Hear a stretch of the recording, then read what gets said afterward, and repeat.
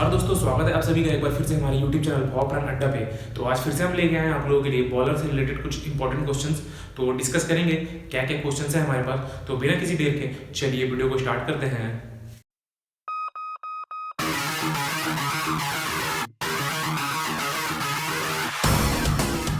तो देखते हैं कि कौन कौन से क्वेश्चंस हैं हमारे पास। तो सबसे पहला क्वेश्चन है what is calorific value of fuel. ठीक ना, कैलोरीफिक जो हमारा फ्यूल होता है, जो भी है, कोल है, राइस है, एनीथिंग जो भी है, उसमें आपका कैलोरीफिक वैल्यू क्या होता है। ठीक ना, तो कैलोरीफिक वैल्यू वो वैल्यू होती है जो हमारा फ्यूल है ना, फ्यूल में जो केमिकल फॉर्म में एनर्जी रहती है, उसको वो एनर्जी हीट होने के बाद रिलीज होती है। ठीक ना, क्या मतलब हुआ कि जो भी आपका फ्यूल है, फ्यूल में जो भी आपकी एनर्जी है, ठीक है, उसको वो एनर्जी कब रिलीज होती है? हीट होने के बाद with the presence of oxygen. ठीक ना, ऑक्सीजन के प्रेजेंस में जब हम उसको गर्म करेंगे तो उसके बाद जो भी हीट एनर्जी निकलती है उसको हम क्या बोलते हैं? कैलोरीफिक वैल्यू बोलते हैं। ठीक ना, इसका यूनिट क्या होता है?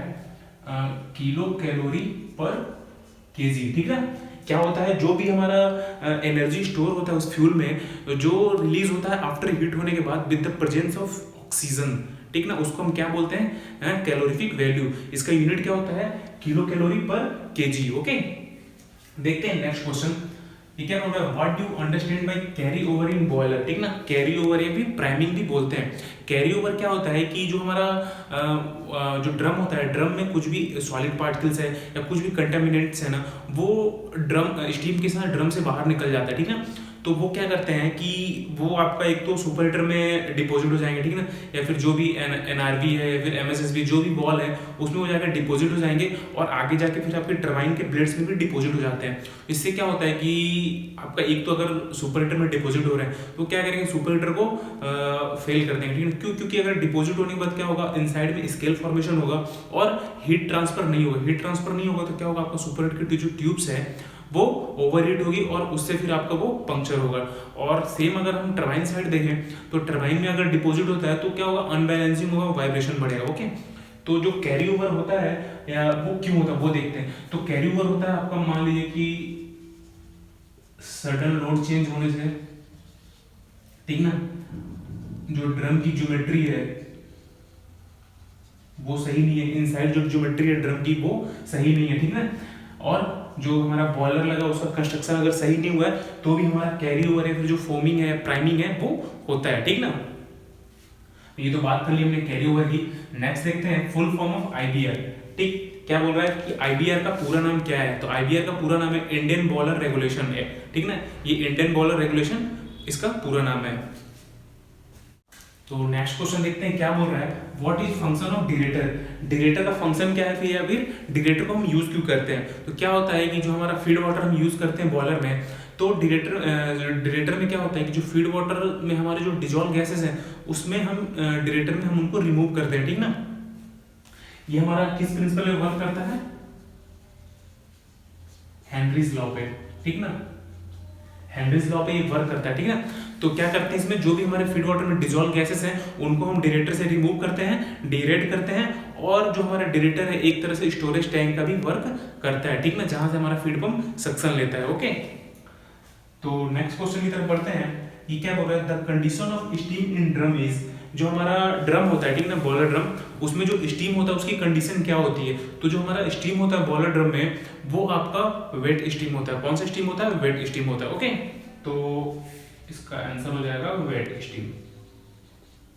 ओके, नेक्स्ट है व्हाट इज एनपीएसएच। ठीक, एनपीएसएच क्या है? तो सबसे पहले इसका जो फुल फॉर्म है वो होता है नेट पॉजिटिव सक्शन हेड। ठीक ना, तो एनपीएसएच से हम ये डिसाइड करते हैं कि जो हमारा पंप है, पंप के सक्शन में हमें कितना हेड चाहिए। ठीक ना, कितना पॉजिटिव हेड चाहिए। अगर जो हमारा सक्शन प्रेशर है, ठीक ना, सक्शन प्रेशर से, अगर सक्शन प्रेशर जो है वो वेपर प्रेशर से हमेशा ज़्यादा रहना चाहिए। ठीक ना, अगर सक्शन प्रेशर जो है आपका पंप का वेपर प्रेशर से, लिक्विड के वेपर प्रेशर से ज़्यादा नहीं रहेगा तो क्या होगा? कैविटेशन होने के चांसेस बढ़ जाते हैं। ठीक, तो हम एनपीएसएच से यही डिसाइड करते हैं, नेट पॉजिटिव सक्शन हेड। ठीक ना, तो हम एनपीएसएच से यही डिसाइड करते हैं कि जो हमारा पंप का सक्शन प्रेशर है वो वेपर प्रेशर से ज्यादा है कि नहीं है। ठीक ना, एनपीएसएच से हम ये डिसाइड कर पाते हैं और ये डिसाइड करते हैं कि जो हमारा पंप है, पंप को कितना हमें सक्शन हेड चाहिए। ठीक ना, तो जो एनपीएसएच है ये नॉर्मली दो टाइप का होता है। ठीक ना, एक तो होता है एनपीएसएच ए और NPSHR।